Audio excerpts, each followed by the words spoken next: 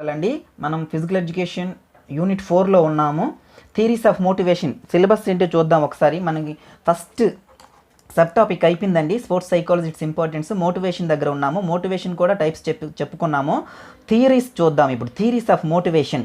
Dynamics అంటే ఏంటండి? Dynamics అనేది చాలా జనరల్ కాన్సెప్ట్ అండి. డైనమిక్స్ అంటే మనం జనరల్గా అంటే డైనమిక్స్ అంటే యాక్టివ్గా ఉండేటట్టు చేయడం. అంటే మనకి ఇక్కడ స్పోర్ట్స్ అండ్ గేమ్స్లో ఒక క్రీడాకారుడు సంవత్సరం పొడుగునా కూడా యాక్టివ్గా ఉండాలి, కష్టపడుతూ ఉండాలి, ప్రాక్టీస్ చేస్తూ ఉండాలి. ఆ వ్యక్తి అలా డైనమిక్గా ఉండాలి అంటే ఒక కోచ్గా మనం ఏం చేయాలి? మనం ఏం చేయాలి అంటే మనకు సైకాలజీ తెలిసి ఉండాలి, మోటివేషన్ తెలిసి ఉండాలి. కాబట్టి అందుకే కదా ఈ చాప్టర్ నేర్చుకుంటున్నాము. ఇవన్నీ కలిపితేనే డైనమిక్స్. ఒక వ్యక్తిని మనం ఎప్పుడు యాక్టివ్గా ఉంచగలము అంటే ప్రైజ్ అండ్ బ్లేమ్ అంటే పొగడ్డం వలన ఆ వ్యక్తిని యాక్టివ్గా ఉంచవచ్చు. బ్లేమ్ అంటే తిట్టడం ద్వారా యాక్టివ్గా ఉండొచ్చు. పనిష్మెంట్లు ఇవ్వడం ద్వారా ఆ వ్యక్తి చేత పని చేయించుకోవచ్చు. పని చేయించుకోవడం అంటే ఇన్ ద సెన్స్ ప్రాక్టీస్ చేయించడం, మరియు పనిష్మెంట్, మరి అలానే అవార్డ్స్, రివార్డ్స్, ఇలా కొన్ని ఇన్సెంటివ్స్ అనేది మనకి అనేక బహుమతులు మనం చూపించి, చిన్నపిల్లలైతే బహుమతులు చూపించి పని చేసి ప్రాక్టీస్ చేసేటట్టు చేయించుకోవాలి. అలా చేయించుకోవడాన్ని డైనమిక్స్ అంటాము. డైనమిక్స్ అంటే కాన్సెప్ట్ అర్థమైంది కదండి. ఇప్పుడు థియరీస్ చూద్దాము. థియరీసే మెయిన్ ఇంపార్టెంట్. చూద్దాం ఇక్కడ. థియరీస్ ఆఫ్ మోటివేషన్ చూద్దాము. First theory instinct theory. Instinct అంటే ఏంటండి? సహజాతాలు, మన పుట్టుకతోనే ఉండే లక్షణాలని ఇన్స్టింక్ట్స్ అంటాము. ఈ థియరీని ఎవరు చెప్పారు? మెక్డాగల్ చెప్పారు. ఇంతకీ థియరీస్ ఆఫ్ మోటివేషన్ అంటే ఏంటండి? థియరీస్ ఆఫ్ మోటివేషన్ అంటే ఒక వ్యక్తి ఫలానా పని కోసం ఎందుకు అలా ప్రవర్తిస్తాడు. ప్రవర్తించడము అంటే మనం అనుకుంటున్న ప్రవర్తన కాదు. ఒక మనిషి ఎందుకు ఆహారం కోసం పోరాటం చేస్తాడు, ఒక మనిషి ఎందుకు సమాజంలో ఉన్నతమైన స్థానం కోసం పోరాడుతాడు, ఒక మనిషి ఎందుకు పవర్ సంపాదించడం కోసం, నలుగురిని కంట్రోల్ చేయడం కోసం, నాయకత్వం వహించడం కోసం ఆరాటపడతాడు. ఇలా ఒక పక్షులు ఎందుకు ఒక దగ్గర నుంచి ఇంకో దగ్గరికి మైగ్రేషన్ అంటే వలస వెళ్తాయి, జీవులు ఎందుకు బ్రతకాలని తాపత్రయపడతాయి. ఇలా వీటన్నింటినీ కలిపి ప్రవర్తన అంటాము. ఆర్గానిజం అంటే జీవి అండి. ఆ జీవి యొక్క ప్రవర్తనను వివరించేదే మోటివేషన్. థియరీస్ ఆఫ్ మోటివేషన్ అంటే ఏంటో ముందు తెలియాలి. ఒక జీవి ఎందుకు అలా ప్రవర్తిస్తుంది అనే ప్రశ్నకి సమాధానమే ఈ థియరీస్. చూద్దాం. ఇన్స్టింక్ట్ థియరీ ఏం చెప్తుంది? ఒక వ్యక్తి అలా ప్రవర్తించడానికి కారణమంట ఆ వ్యక్తిలో ఉండే సహజమైన గుణాలు. ఆ సహజమైన గుణాలు ఏంటో చూద్దాం. ఇన్స్టింక్ట్ థియరీని ఎవరు చెప్పారు? మెక్డాగల్ చెప్పారు. మెక్డాగల్ అనగానే ఇన్స్టింక్ట్ థియరీ ఆఫ్ మన ప్లే గుర్తు రావాలి. సహజాతాల సిద్ధాంతము ఆట ప్లే థియరీస్ ఆఫ్ ప్లేలో సహజాతాల సిద్ధాంతాన్ని ఎవరు ప్రతిపాదించారని డిఎస్సిలో బిట్టుంటే మెక్డాగల్ అని చెప్పాలి. అక్కడ ఇక్కడ సేమే, అదే ఇన్స్టింక్ట్. అక్కడ సహజాతం అని తెలుగులో పెట్టారు దానికి పేరు, ఇక్కడ ఇన్స్టింక్ట్ అని ఇంగ్లీష్లో ఉంది. ఇన్స్టింక్ట్ థియరీ అంటే సహజాతాలు. ప్రతి జీవికి సహజంగా పుట్టుకతో కొన్ని లక్షణాలు ఉంటాయి. ఆ లక్షణాల వలనే ఆ వ్యక్తి అలా ప్రవర్తిస్తారు. ఏంటో ఆ లక్షణాలు చూద్దాం. దీనికోసం అండి ఇన్స్టింక్ట్ థియరీని ఫస్ట్ ప్రతిపాదించింది మెక్డాగల్ అండి. మెక్డాగల్ ఎక్కువగా పరిశోధనలు చేశారు, ఎక్కువగా ఈ సిద్ధాంతాన్ని వివరించారు మెక్డాగల్. యాక్చువల్గా అంతకు ముందే చాలామంది దీనికోసం ప్రస్తావించారు. ఒకవేళ ఈయన పేరుంటే ఈయన పేర్లు ఉండవు, ఈ పేర్లన్నీ ఉంటే ఈయన ఉండదు ఆప్షన్లో. కాబట్టి ఈ రెండు గుర్తుపెట్టుకోండి. ప్రధానంగా మెక్డాగల్ కాకపోతే ఏముంటుందండి ఆప్షన్లో? చార్లెస్ డార్విన్, విలియం జేమ్స్ అనమాట. సిగ్మండ్ ఫ్రాయిడ్ వీళ్ళు ఉంటారు. ఇన్స్టింక్ట్ థియరీని ఎవరు ప్రతిపాదించారండి? McDougall. Propounded by McDougall. Instinct theory was propounded by McDougall. ఈయన పేరు లేకపోతే ఈయన ఉంటారు. William James, Sigmund Freud, Charles Darwin. సరే చూద్దాం ఈయన ఏం చెప్తున్నారు. ఇన్స్టింక్ట్ డ్రైవ్ ఆల్ బిహేవియర్ అంటే ఏంటో చెప్పాను నేను. ఒక జీవి చేసే ప్రతి పని కూడా ఆ జీవి యొక్క ప్రవర్తన. మన బిహేవియర్ అంటే జనరల్గా ప్రవర్తన అనే అర్థాన్ని తీసుకోవద్దు. ఒక జీవి చేసే ప్రతి పనిని కూడా బిహేవియర్ అంటాము. పిల్లలు కనడం అదొక బిహేవియర్, పిల్లలు పెంచడం అదొక బిహేవియర్, ఆహారం కోసం పోరాటం చేయడం అదొక బిహేవియర్. ఇదంతా కూడా బిహేవియర్స్ అండి. Instincts drive all behaviours. ఈ పదం కనిపించగానే ఇది ఏ సిద్ధాంతం చెప్తుందండి? ఇన్స్టింక్ట్ థియరీ చెప్తుంది. ఇన్స్టింక్ట్ థియరీ ఆఫ్ మోటివేషన్ అనాలి. ఇన్స్టింక్ట్ థియరీ అంటే కొన్ని సహజమైన గుణాలంట, సహజమైన లక్షణాలు. డ్రైవ్ అంటే ఏంటండి? నడపడం, ప్రవర్తనలను నిర్దేశిస్తాయి, ప్రవర్తనలను నడుపుతాయి. ఏవి? కొన్ని సహజాతాలు అంట. ఏంటి ఆ సహజాతాలు? మనకు ఆకలి వేసింది, ఆకలి వేసినప్పుడు ఇప్పుడు మనం ఆకలిని తీర్చుకోవడం కోసం ఆహారం కోసం బయటికి వెళ్తాము. ఆహారం సంపాదించడం కోసం వివిధ రకాలుగా ప్రయత్నాలు చేస్తాడు.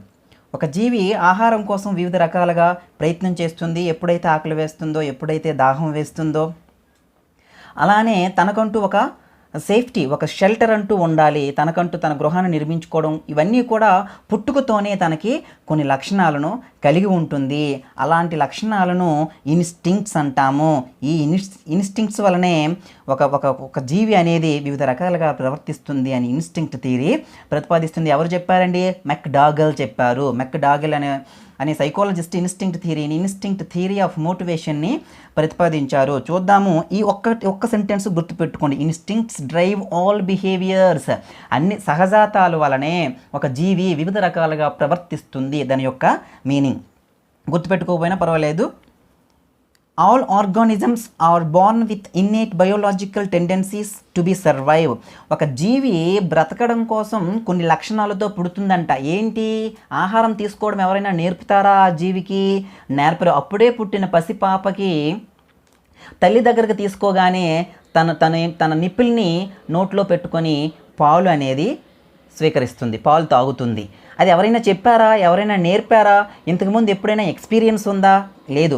ఎప్పుడూ ఎక్స్పీరియన్స్ లేని విషయాలను, ఎవరూ నేర్పని విషయాలను సహజాతాలు అంటాము. ఎవరూ నేర్పని, ఎప్పుడూ అనుభవపూర్వకముగా తెలుసుకోలేని విషయాలను మనము సహజమైన విషయాలు అంటాము. Not learned, not experienced. Not learned, not experienced. Those things are called instincts. చూద్దాము. All organisms are born with innate biological tendencies to be survive. ప్రతి జీవి కూడా బ్రతకడం కోసం కొన్ని ప్రవర్తనలు చేస్తుంది, కొన్ని పనులు చేస్తుంది. ఆ పనులన్నీ కూడా సహజమైన పనులే, సహజమైన లక్షణాల ద్వారానే అవి పుట్టుకతోనే అవి వస్తాయి. నెక్స్ట్ చూడండి, డ్రైవ్ థియరీ. ఫస్ట్ ఏంటంటే ఇన్స్టింక్ట్ థియరీ మెక్డాగల్ చెప్పారు. Next theory drive theory. Drive థియరీని ఎవరు ప్రతిపాదించారండి అంటే క్లార్క్ హాల్. డ్రైవ్ థియరీ ఎవరు ప్రతిపాదించారండి?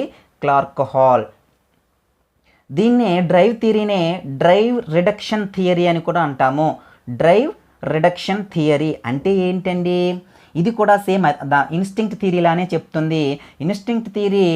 ఇన్స్టింక్ట్ మోటివేషన్ థియరీస్లో ఇన్స్టింక్ట్ థియరీయే అన్నింటికన్నా ముందుది. అది మొట్టమొదటిగా వివరించింది. ప్రవర్తన ఎలా చేస్తుంది అనేది పూర్తిగా ఆ సిద్ధాంతం వివరించలేకపోయింది. తద్వారా దానిని అనుసరించి మిగతా సిద్ధాంతాలు పుట్టుకొచ్చాయి. Drive reduction theory. Drive reduction theory అంటే ఏంటంటే, డ్రైవ్ అంటే కోరిక అండి, రిడక్షన్ అంటే తగ్గించడం. ఏంటి తగ్గించడం? ఏది కోరిక? మన శరీరంలో దాహం వేస్తుంది. నీ కోరిక ఏంటి? నీరు తాగాలని. దాన్ని కోరిక అని చెప్పాము. రిడక్షన్ ఏంటి? దాహాన్ని తగ్గించడం. నీరు తాగాలనేది నీ కోరిక, దాహాన్ని తగ్గించాలనేది దాని లక్ష్యం. అందుకే తగ్గించడం, రిడక్షన్, కోరిక, ఈ రెండింటి పేరు మీద ఒక సిద్ధాంతాన్ని తయారు చేసుకున్నారు. డ్రైవ్ రిడక్షన్ థియరీ ఎవరు ప్రతిపాదించారు? క్లార్క్ హాల్ ప్రతిపాదించారు. డ్రైవ్ థియరీ ఏం చెప్తుంది అంటే, ఒకే ఒక పదాన్ని గుర్తుపెట్టుకోండి. Drive theory homeostasis. Drive theory homeostasis. Homeostasis అంటే ఏంటి? ప్రతి జీవి కూడా తన శరీరంలో ఒక బ్యాలెన్స్ను కోరుకుంటుంది. సరైన నీరుండాలి శరీరంలో, సరైన ఖనిజాలు ఉండాలి, శరీరమైన శక్తి నిల్వలు ఉండాలి, శరీరమైన రక్త ప్రసరణ ఉండాలి. ఇలా అన్నింటినీ కూడా బ్యాలెన్స్డ్ అంటాం. దాన్ని ఎక్కువ అయిపోకూడదు, తక్కువ అవ్వకూడదు. అలా బ్యాలెన్స్డ్గా ఉండడాన్ని, శరీరంలో అనేక ద్రవాలు బ్యాలెన్స్డ్గా ఉండడాన్ని హోమియోస్టాటిసిస్ అంటాం. ఏమంటామండి? హోమియోస్టాటిసిస్ అంటాము. ఈ హోమియోస్టాటిసిస్ అనేది ఎప్పుడైతే దెబ్బతింటుందో అంటే అర్థం ఏంటి?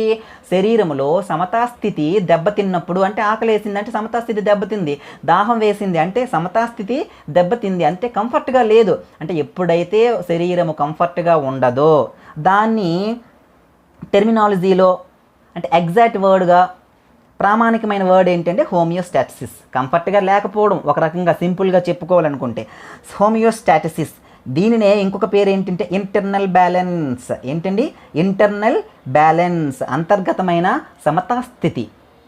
దానినే ఆప్టిమల్ స్టేట్ అని కూడా అంటాం. వీటన్నింటికీ ఒకటే పేరండి, ఆప్టిమల్ స్టేట్. డ్రైవ్ థియరీకి సంబంధించిన పదాలు ఇవి.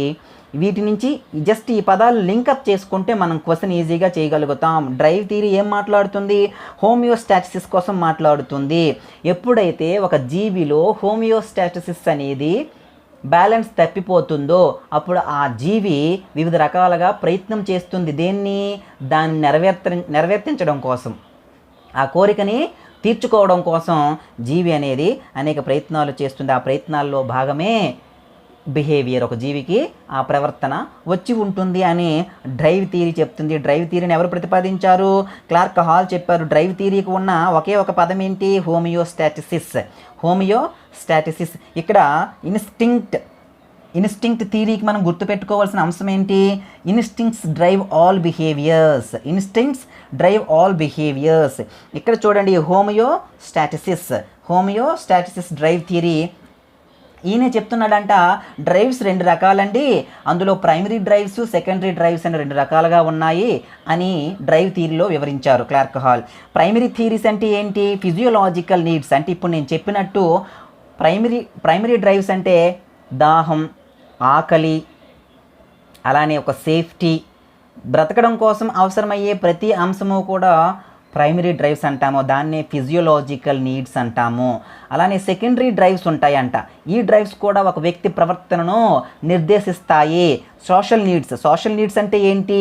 గుర్తింపు రావడం, సమాజంలో నలుగురితో సంబంధ బాంధవ్యాలు కలిగి ఉండటం, నలుగురిని నడిపించాలనే కోరిక ఉండడం. ప్రతి వ్యక్తులకి కూడా ఇటువంటి కోరికలు ఉంటాయి. ఈ కోరికల వలన వాళ్ళ యొక్క ప్లాన్స్ ప్రకారం వాళ్ళు నడుస్తూ ఉంటారు, వాళ్ళ ప్రవర్తన ఉంటుంది. ఒక వ్యక్తికి రాజకీయ నాయకుడు అవ్వాలి అని కోరుకుంటే తను ముందు నుంచే, రాజకీయంలోకి వెళ్ళక ముందు నుంచే ఆ కోరిక పుట్టినప్పటి నుంచే సమాజంతో ఎక్కువగా ఉండాలి, మంచి పనులు చేయాలి, సమాజం దృష్టిలో పడాలి అని కొన్ని రకమైన ప్రవర్తనలు చేస్తూ ఉంటారు. ఇలా ఒక వ్యక్తి ప్రవర్తించడానికి 2 కారణాలు ఉంటాయంట.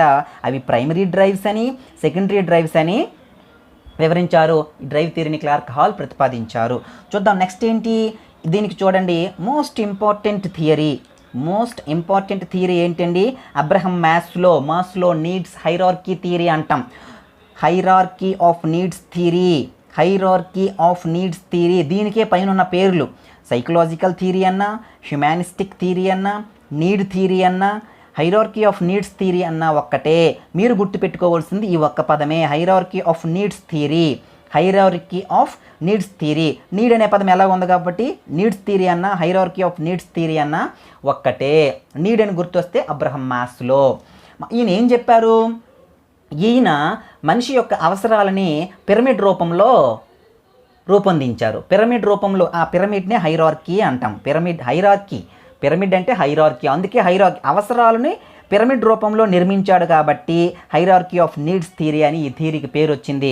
దీన్ని ఎవరు ప్రతిపాదించారంటే అబ్రహం మాస్లో. మన డిఎస్ఏ పరంగా కూడా మోస్ట్ ఇంపార్టెంట్ బిట్. దీని ప్రకారం ఏంటి? ఒక వ్యక్తి ఎందుకు అలా ప్రవర్తిస్తాడు, జీవితకాలంలో వివిధ రకాల ప్రవర్తనలు ఎందుకు చేస్తాడు అంటే ఆ వ్యక్తికి 7 రకాలైన అవసరాలు ఉంటాయంట. మొట్టమొదటి ఈయన ప్రతిపాదించింది 5 రకాల అవసరాలే. 5 రకాల అవసరాలను మీరు గుర్తుపెట్టుకోండి. 7 రకాల అవసరాలు గుర్తుపెట్టుకోవాల్సిన అవసరం లేదు. ఎందుకంటే మనం కొంచెం మన లెవెల్ హై లెవెల్ కాబట్టి మనం ఇవన్నీ కొంచెం డీప్గా తెలుసుకోవాలి. యాక్చువల్గా అయితే 5 నీడ్స్ ఆఫ్ క్లాసిఫికేషన్ చాలు యాక్చువల్గా. చూద్దాం. ఫస్ట్ నీడ్ ఏంటండి? ఫస్ట్ నీడ్ ఏ జీవికైనా సరే బ్రతకడము, ఫిజియోలాజికల్ నీడ్ అంటే need for food, need for water, need for air, need for sex, need for sleep, need for rest. ఇవన్నీ కూడా చాలా ఒక జీవికి ప్రాథమికంగా ఉండవలసిన అవసరాలు, చాలా ప్రాథమికం అన్నమాట. వీటి తర్వాతే ఏదైనా సరే. ఇవి లేకుండా ఆ జీవికి ఏమి ఇచ్చినా సరే ఆ జీవి తీసుకోదు, అంగీకరించదు. మనందరికీ తెలిసిందే, ఫుడ్ తర్వాతే ఏదైనా. ఫుడ్డే లేకపోతే మనం ఎన్ని కోట్లు సంపాదించుకున్న వేస్ట్. ఎంత గౌరవ మర్యాదలు సమాజంలో, ఎంత అధికారాలు ఉన్నా సరే మనం వాటిని తీసుకోము. దీనినే ఫిజియోలాజికల్ నీడ్స్ అంటాము, లేదా ప్రైమరీ నీడ్స్ అంటాము, లేదా బయోలాజికల్ నీడ్స్ అంటాము. ఇవంతా టెర్మినాలజీ. బయోలాజికల్ నీడ్స్ ఫుడ్ కోసం, వాటర్ కోసం, గాలి కోసం, సెక్స్ కోసం, స్లీప్, రెస్ట్, వీటన్నిటి కోసము జీవి వివిధ రకాల ప్రవర్తనలు చేస్తుందంట. వీటిని ఫిజియోలాజికల్ నీడ్స్ అంటాము. ఒక వ్యక్తికి మొట్టమొదటి అవసరాలు ఏంటి? ఇవి. ప్రైమరీ నీడ్స్ ఏంటి? ఇవి. ఫిజియోలాజికల్ నీడ్స్ కూడా ఇవే, డిఎస్సి పరంగా ఇంపార్టెంట్. దీంట్లో అలా చూద్దాం. నెక్స్ట్ అంటే సేఫ్టీ. ఎప్పుడైతే ఫుడ్, వాటరు, ఎయిర్, మన పిల్లల్ని ఉత్పత్తి చేసుకునే శక్తి మనలో ఉందో, వీటన్నిటి తర్వాత నెక్స్ట్ మనం ఏం కోరుకుంటామంటే సేఫ్టీ కోరుకుంటాము, రక్షణ కోరుకుంటాము. ఆ రక్షణ ఎవరిస్తారండి? ఈ సేఫ్టీ అనేది సొసైటీ ఇస్తుందండి. ఎవరిస్తుంది? సొసైటీ. సొసైటీలో మనం ఉంటున్నాం, సొసైటీకి రుణపడి ఉన్నాం. సొసైటీ మనకి ఏమిస్తుంది అని అనుకుంటాం, కానీ సొసైటీ అనేది మనకి చాలా రక్షణనిస్తుంది. ఒక సమాజంగా ఏర్పడతాము. అదే ఎక్కడో సింగిల్గా ఒంటరిగా ఇల్లులు కట్టుకొని ఉందాం అనుకుందాం, మన మీద ఎన్నో దాడులు జరుగుతాయి. మృగాల దాడులు చేయొచ్చు, వ్యక్తులే మనల్ని, మన ఆస్తుల్ని, మన తాలూకు మనకు సంబంధించిన అనేక విషయాలని కొల్లగొట్టుకొని పోవచ్చు.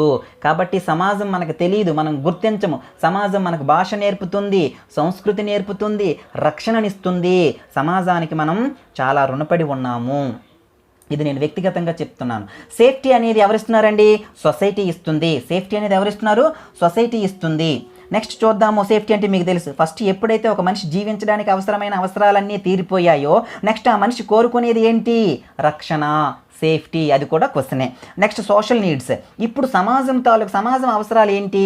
ఒక ఫ్యామిలీ ఏర్పరచుకోవడం, ఫ్రెండ్స్ ఏర్పరచుకోవడం, ఒక పనిని కల్పించుకోవడం. ఇదంతా కూడా సమాజంతో ముడిపడి ఉంది. సోషల్ నీడ్స్ అనమాట. ఎఫెక్షన్, పొసెషన్, ఇది నాది అని అనిపించుకోవాలనే తాపత్రయము జీవికి ఉంటుంది. అది ఏ అవసరం అంటే సోషల్ నీడ్, సాంఘికమైన అవసరము. తర్వాత ఎస్టీమ్ చూడండి. ఎస్టీమ్ అంటే ఇతర వ్యక్తుల నుంచి గౌరవాన్ని కావాలని కోరుకుంటాడంట. దాని ద్వారా ఆ గౌరవాన్ని కోరుకుంటాడు. ఆ గౌరవాన్ని పొందడం కోసం తను వివిధ రకాల ప్రవర్తనలు అనేది చేస్తాడు. చూడండి, సోషల్ నీడ్స్ తర్వాత ఏంటండి? ఎస్టీమ్. నెక్స్ట్ ఈ 5, 6 పక్కన పెట్టండి. నెక్స్ట్ ఏంటండి? 7 సెల్ఫ్ యాక్చువలైజేషన్. సెల్ఫ్ యాక్చువలైజేషన్ అంటే మోస్ట్ ఇంపార్టెంట్ మన లెవెల్లో. ఈవెన్ డిఎస్సి కూడా మోస్ట్ ఇంపార్టెంట్. సెల్ఫ్ యాక్చువలైజేషన్ అంటే సెల్ఫ్ అంటే తనకు తానుగా, యాక్చువలైజేషన్ అంటే తెలుసుకోవడం, అంటే తనను తాను తెలుసుకోవడం. ఇక్కడ ఆ అర్థం కన్నా ఇంకొక అర్థం ఉంది, అది ఇంపార్టెంట్. సెల్ఫ్ యాక్చువలైజేషన్ అంటే ఒక వ్యక్తికి అన్ని అవసరాలు తీరిపోయాయి, అప్పుడు తను ఏం చేస్తాడంటే తనలో ఉండే సహజమైన కొన్ని గుణాలని పూర్తిగా బయటికి తీసుకురావడానికి ప్రయత్నిస్తాడు. తన ఆర్టిస్ట్ అయితే పెద్ద ఆర్టిస్ట్ అవ్వాలని ప్రయత్నిస్తాడు. తను డాన్సర్ అయితే పెద్ద డాన్సర్ అవ్వాలని ప్రయత్నిస్తాడు. తను ఒక స్పోర్ట్స్ పర్సన్ అయితే పెద్ద స్పోర్ట్స్ పర్సన్ అవ్వాలని ప్రయత్నిస్తాడు. ఈ లక్షణాన్ని సెల్ఫ్ యాక్చువలైజేషన్ అంటాము. ఇంగ్లీష్లో వీటికి కొన్ని పదాలు ఉన్నాయి. ఫుల్ పొటెన్షియల్ అంటే తనలో ఉండే పూర్తి శక్తి సామర్థ్యాలని బయటికి తీసుకురావడానికి ప్రయత్నిస్తాడు. ఆ ప్రయత్నంలో కొన్ని ప్రవర్తనలు చేస్తాడు. దానినే సెల్ఫ్ యాక్చువలైజేషన్ అంటున్నాము. ఫుల్ పొటెన్షియాలిటీని ఏ దశలో తీస్తాడు మనిషి? సెల్ఫ్ యాక్చువలైజేషన్ అనే దశలో ఫుల్ పొటెన్షియాలిటీని, తనలో ఉండే పూర్తి శక్తి సామర్థ్యాలండి ఫుల్ పొటెన్షియాలిటీ అంటే. ఇంకొకటి చూడండి, నేను నార్మల్గా మనకు అర్థం అవడం కోసం రాశాను. To use full talent. తనలో ఉండే టాలెంట్ని పూర్తి స్థాయిలో ఉపయోగించడం కోసం తను కొన్ని ప్రవర్తనలు చేస్తాడు. దీనిని హైరార్కీ ఆఫ్ నీడ్స్ థియరీ అన్నాము. దీన్ని అబ్రహం మాస్లో ప్రతిపాదించాడు. ఇందులో ఇంపార్టెంట్ ఏంటండి? Self actualisation. ఏ అవసరాలను తీర్చుకోవడం కోసము వ్యక్తి తనలో ఉండే పూర్తి శక్తి సామర్థ్యాలు అంటే ఫుల్ పొటెన్షియల్స్ని బయటికి తీస్తాడు అంటే సెల్ఫ్ యాక్చువలైజేషన్ అనే నీడ్స్ని ఫుల్ఫిల్ చేసుకోవడం కోసము ఫుల్ పొటెన్షియాలిటీని తను బయటికి తీస్తాడు. ఈ సిద్ధాంతం మోస్ట్ ఇంపార్టెంట్ అండి. నెక్స్ట్ చూడండి, ఇన్సెంటివ్ థియరీ. ఇన్సెంటివ్ అంటే ఏంటి? బహుమతులు ఇవ్వడం ద్వారా కూడా ఒక వ్యక్తి యొక్క ప్రవర్తనను మనము మార్చుకోవచ్చు. Behaviour is the motivated by full of external goals. ఇతను చెప్పారంట ఇన్సెంటివ్ థియరీ జనరల్గా ఇది జనరల్ టాపిక్, పలానా వ్యక్తి చెప్పారని మనకి ఇవ్వలేదు, కానీ ఇది ఒక థియరీ అనమాట. ఇన్సెంటివ్ థియరీ ఏం చెప్తుంది? ఎక్స్టర్నల్ గోల్స్ అంటే బాహ్యంగా ఉండే అనేకమైన లక్ష్యాల వలన ఒక వ్యక్తి వివిధ రకాలుగా ప్రవర్తిస్తాడు. ఇక్కడ మనం గుర్తుపెట్టుకోవాల్సింది ఒక పదానికి లింకప్ చేసుకోండి. ఇన్సెంటివ్ థియరీ దేనిని పోలి ఉంది? ఆపరెంట్ కండిషనింగ్ ఏం చెప్తుంది? గంట కొట్టగానే కుక్క నోటిలో సాలివా అంటే లాలాజలం ఊరుతుంది అంటే గంట కొట్టగానే తనలో లాలాజలం ఊరడాన్ని ఆపరెంట్ కండిషనింగ్ అంటాము. ఇలా ఒక విద్యార్థికి కూడా మనం కొన్ని అభ్యసనలని లింకప్ చేయగలగాలి. అంటే ఏదైనా ఒక అంశాన్ని ప్రాక్టీస్ చేస్తే అది అవలీలగా మనకి తెలియకుండానే జరిగిపోతుంది. స్పోర్ట్స్ అండ్ గేమ్స్లో ఒక విద్యార్థిని ఆ దశకి తీసుకెళ్ళాలి. తన యొక్క రిఫ్లెక్షన్స్ చాలా స్పీడ్గా ఉండాలి. వాలీబాల్ అనుకోండి, అవతల వ్యక్తి స్మాష్ కొట్టగానే డిఫెండరు అత్యంత చురుగ్గా కదలాలి. అలా కదలాలంటే ఏం చేయాలి? ముందు ప్రాక్టీస్ చేయాలి. అంటే ప్రాక్టీస్ అంటే ఏంటి? గంట కొట్టగానే కుక్క నోటిలో లాలాజలం ఎలా ఊరిందో దాన్ని ఏం చేసాము, కొన్ని రోజుల పాటు మనం అలవాటు చేసాము ఆ స్థితి సేమ్ అలానే స్పోర్ట్స్ అండ్ గేమ్స్లో కూడా రిఫ్లెక్షన్స్ అనేవి మనం అలవాటు చేయాలి. గోల్ కీపర్ ఉన్నాడు, మనం ఆపోజిట్ ప్లేయరు కిక్ కొడితే తను గోల్ని ఆపాలి. ఇలా ఆపాలి అంటే ఏం చేయాలంటే అంతకుముందు కొన్ని వందల సార్లు దాన్ని ప్రాక్టీస్ చేయాలి. అప్పుడే తనలో ఆటోమేటిక్గా ఆ రిఫ్లెక్షన్ అనేది, ఆ ప్రతిస్పందన అనేది జరుగుతుంది. కాబట్టి ఇన్సెంటివ్ థియరీ అనేది దేనికి సంబంధించింది, దేనికి లింకప్ చేసుకోవాలంటే ఆపరెంట్ కండిషనింగ్. దేనిని పోలి ఉంది అని అడగొచ్చు. ఇన్సెంటివ్ థియరీ దేనిని పోలి ఉందంటే ఆపరెంట్ కండిషనింగ్ని పోలి ఉంది. నెక్స్ట్ చూడండి, ఇది కూడా ఇంపార్టెంట్ అండి. ఈ థియరీ పేరు అచీవ్మెంట్ మోటివేషన్ థియరీ. దీన్ని ఎవరు ప్రతిపాదించారు? డేవిడ్ మెక్సెల్లాండ్. అచీవ్మెంట్ థియరీ అన్న, నీడ్ అచీవ్మెంట్ మోటివేషన్ థియరీ అన్న. నీడు అచీవ్మెంట్ వస్తే మెక్సెల్లాండ్ అండి. నీడు హైరార్కీ వస్తే మాస్లో. నీడు అచీవ్మెంట్ ఈ రెండు కాంబినేషన్లో అచీవ్మెంట్ అనే పదం కంపల్సరీగా ఉంటుంది. అచీవ్మెంట్ థియరీ ఎవరు ప్రతిపాదించారు? డేవిడ్ మెక్సెల్లాండ్. ఈయన ప్రకారం అంట ఒక వ్యక్తి 3 అవసరాలను తీర్చుకోవడం కోసం వివిధ రకాలుగా ప్రవర్తిస్తాడు. ఆ 3 అవసరాలు ఏంటో చూద్దాం. అక్కడ మాస్లో ఏం చెప్పాడు?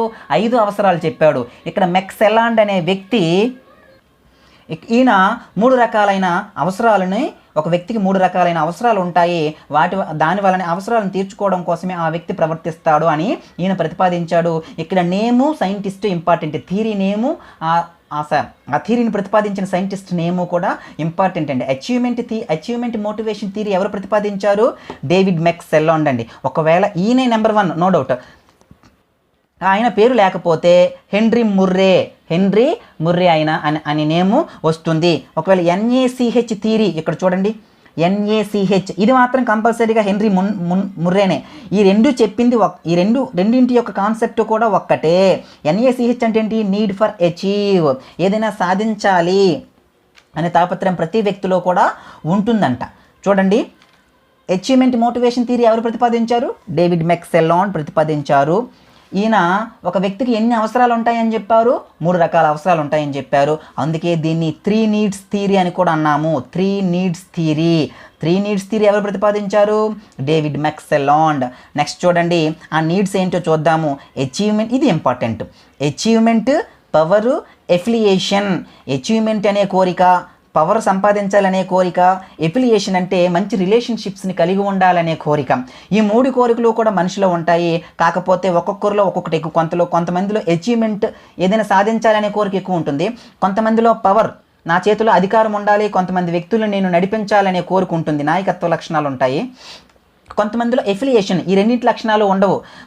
వ్యక్తులతో మంచి సంబంధాలను కొనసాగించాలి, సమాజంలో మంచి వ్యక్తిగా ఉండాలి అనే కోరిక కొంతమందిలో ఉంటుంది. ఎఫిలియేషన్ అంటే ఏంటండి? మంచి సంబంధాలను కలిగి ఉండాలనే కోరిక. ఇప్పుడు చూద్దాము, అచీవ్మెంట్, పవర్, ఎఫిలియేషన్ అనే ఈ 3 అవసరాలని ఎవరు ప్రతిపాదించారంటే డేవిడ్ మెక్సెల్లాండ్. అది ఇంపార్టెంట్.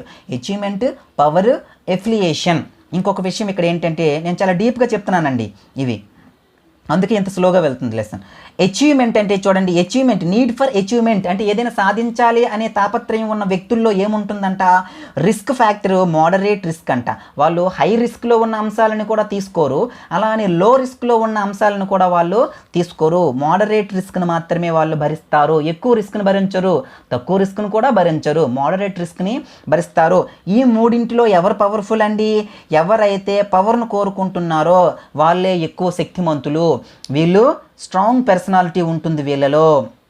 ఎవరిలో నీడ్ ఫర్ పవర్, ఎవరైతే అధికారం కోసం తాపత్రయపడుతున్నారో వాళ్ళలో నాయకత్వ లక్షణాలు కానీ, చాలా యాక్టివ్గా ఉండే లక్షణాలు కానీ, చాలా స్ట్రాంగ్గా ఉండే అన్ని స్ట్రాంగ్ కాంపోనెంట్స్ కూడా వీరిలో ఉంటాయి. ఎఫిలియేషన్ వీరిలో మిగతా రెండుతో పోల్చుకుంటే తక్కువ. వీళ్ళు చాలా లో రిస్క్లో ఉంటారు, లో రిస్క్ని తీసుకుంటారు. వీళ్ళు ఎక్కువగా రిస్క్ భరించరు, అలాగనే మోడరేట్ రిస్క్లో కూడా ఉండరు. వీళ్ళు ఎక్కువగా ఏం కోరుకుంటారంటే లవ్ అండ్ ఎఫెక్షన్ కోరుకుంటారు ఎఫిలియేషన్లో. చూడండి ఈ థియరీని, అచీవ్మెంట్ థియరీ, డేవిడ్ మెక్సెలాండ్. నెక్స్ట్ చూడండి, NACH అంటే ఏంటి? Need for achieve, drive to achieve, ఏదైనా సాధించాలనే కోరిక. దానికి NACH అనే పేరు పెట్టాడంట. ఎవరు? హెన్రీ ముర్రే అనే సైకాలజిస్టు ఏం చేశారంటే డ్రైవ్ టు అచీవ్ అనే దానికి NACH అని నామకరణము చేశారు. నెక్స్ట్ చూడండి, ఇవి ఇంపార్టెంట్ అండి పైన చెప్పుకున్నవి. ఇప్పుడు చూడండి, వ్రూమ్స్ థియరీ ఆఫ్ ఎక్స్పెక్టెన్సీ థియరీ అనేది ఏ థియరీ అండి? ఫస్ట్ మనకు తెలియాలి, it is a motivation theory. ఎప్పుడు కూడా ఏ హెడ్డింగ్ కింద మనం చదువుతున్నాం అనేది చాలా ఇంపార్టెంటు. సింపుల్ లాజిక్ మనం ఎంత చదువుకున్నాం, ఎంత డీప్గా చదువుతున్నాము. Vroom's theory of expectancy tells about, అంటే దేనికోసం చెప్తుంది అని అడిగాడు అనుకుందాం. ఎమోషన్స్, మోటివేషన్స్, పర్సనాలిటీ డెవలప్మెంట్, ఇలా ఎగ్రెషన్, ఇలా 4 ఆప్షన్స్ ఇచ్చేసాడు అనుకోండి.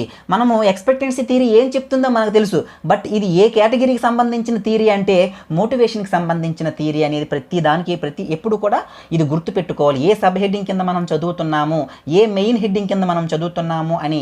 ఒక్కొక్కసారి పేపర్ సెట్టరు అలా సింపుల్గా పైనే పడేస్తాడు, మనం డీప్గా వెళ్తాము, ఈ పైన బిట్ మనం చేయలేకపోతుంటాము. చూడండి, వ్రూమ్స్ థియరీ ఆఫ్ ఎక్స్పెక్టెన్సీ థియరీ అనేది ఒక మోటివేషనల్ థియరీ.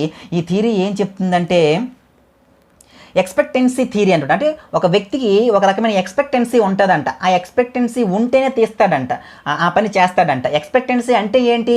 ఇప్పుడు నేనున్నాను, వరుణ్ సార్ చెప్పిన క్లాసులు నేను వింటే నెట్ క్వాలిఫై అవుతాను అనే ఆశావాదం నీలో ఉంటే, అనే ఎక్స్పెక్టేషన్ నీలో ఉంటే, అప్పుడు మాత్రమే నువ్వు క్లాసెస్ వింటావు, బాగా చదవడానికి ఇంట్రెస్ట్ చూపుతావు.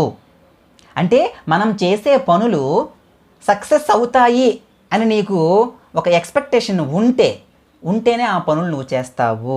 రెండో కారణం ఏంటి? ఆ పనులు ఒకవేళ నువ్వు సక్సెస్ అయిన తర్వాత కూడా ఆ సక్సెస్కి సంబంధించిన ఫలితము, రివార్డ్, బహుమతులు లభిస్తాయా, లభించవా? ఈ రెండూ కూడా నువ్వు ఊహించి, ఈ రెండూ జరుగుతాయి అంటేనే నువ్వు వివిధ రకాలుగా పనులు చేయడం అనేది, వివిధ రకాల ప్రవర్తనలు చేయడం అనేది జరుగుతుంది. ఇది ఎవరు చెప్పారు? వ్రూమ్స్ అనే సైకాలజిస్ట్. ఈ థియరీ పేరేంటి? థియరీ ఆఫ్ ఎక్స్పెక్టెన్సీని ఎవరు ప్రతిపాదించారంటే వ్రూమ్స్ ప్రతిపాదించారు. ఆయన చెప్తున్న సిద్ధాంతం ఏంటంటే, ఎప్పుడైతే సక్సెస్ అవుతామని మనకు అనిపిస్తుందో, ఎక్స్పెక్ట్ చేయగలుగుతామో, ఆ సందర్భంలో మాత్రమే మనం ఆ పర్టిక్యులర్ పనులు అనేవి మనము చేస్తుంటామని వ్రూమ్స్ చెప్తున్నారు. కాన్సెప్ట్ జస్ట్ గుర్తుపెట్టుకోండి, ఎక్కువ అవసరం లేదు. హెర్జ్బెర్గ్ టూ ఫ్యాక్టర్ థియరీ అనేది ఏ థియరీ? Motivation theory. దీన్ని ఎవరు ప్రతిపాదించారు? హెర్జ్బెర్గ్ అనే సైకాలజిస్టు.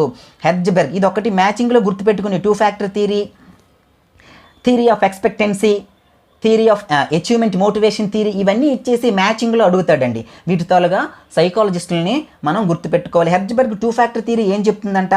ఏదైనా ఒక సంస్థ ఆ సంస్థలో ఉండే వ్యక్తుల చేత పని సరిగ్గా చేయించుకోవాలంటే ఆ వ్యక్తులకి ముందు కంఫర్ట్ అండ్ సాటిస్ఫాక్షన్ అనే 2 అంశాలను వారికి అందివ్వాలి. దీనినే హైజీన్ థియరీ అని కూడా అంటామండి. దీనినే ఏమంటాము? హైజీన్ థియరీ అంటాము. హైజీన్ థియరీ ఆఫ్ మోటివేషన్ అని కూడా అంటాము. అంటే హైజీన్ అంటే ఏంటండి? హైజీన్ ఫ్యాక్టర్స్ అంటే కంఫర్ట్ అండ్ సాటిస్ఫాక్షన్. ఏంటండి? Comfort and satisfaction. ఒక సంస్థ, ఆ సంస్థలో పనిచేసే ఉద్యోగస్తులకి కంఫర్ట్స్ని, సాటిస్ఫాక్షన్ని కలిగించాలి. అప్పుడే ఆ ఉద్యోగస్తులు సరిగ్గా పనిచేస్తారు, మంచి ప్రొడక్టివిటీని కలిగి ఉంటారు. ప్రొడక్టివిటీ అంటే బాగా ఉత్పత్తి చేస్తారు. నెక్స్ట్ చూడండి, మోటివేటింగ్ ఫ్యాక్టరీ. కంఫర్ట్స్, సాటిస్ఫాక్షన్ ఇస్తే సరికాదు, వాళ్ళకి మోటివేటింగ్ ఫ్యాక్టర్స్ కూడా చెయ్యాలి. మోటివేటింగ్ రివార్డ్స్ అని, అవార్డ్స్ అని, ఇలా మోటివేట్ చేస్తూ కూడా ఉండాలి. అప్పుడే ఒక సంస్థలో ఉద్యోగస్తులు అనేవాళ్ళు ప్రొడక్టివ్గా పనిచేస్తారు. హెర్జ్బెర్గ్ టూ ఫ్యాక్టర్ థియరీని ఎవరు ప్రతిపాదించారు? హెర్జ్బెర్గ్. ఎక్స్పెక్టెన్సీని ఎవరు ప్రతిపాదించారు? వ్రూమ్స్. అలానే అచీవ్మెంట్ మోటివేషన్ థియరీ డేవిడ్ మెక్సెలాండ్. ఇలా hierarchy of needs theory Abraham Maslow. ఇలా ప్రతి ఒక్కరూ కూడా మీకు లింకప్ అయిపోవాలి. కాన్సెప్ట్స్తో పాటు మనం సైంటిస్ట్ నేమ్స్ కూడా గుర్తుపెట్టుకోవాలి. కాన్సెప్ట్ కన్నా ఇక్కడ సైంటిస్ట్ నేమ్స్కి ఎక్కువగా ఇంపార్టెన్స్ ఇవ్వండి. Okay, thank you.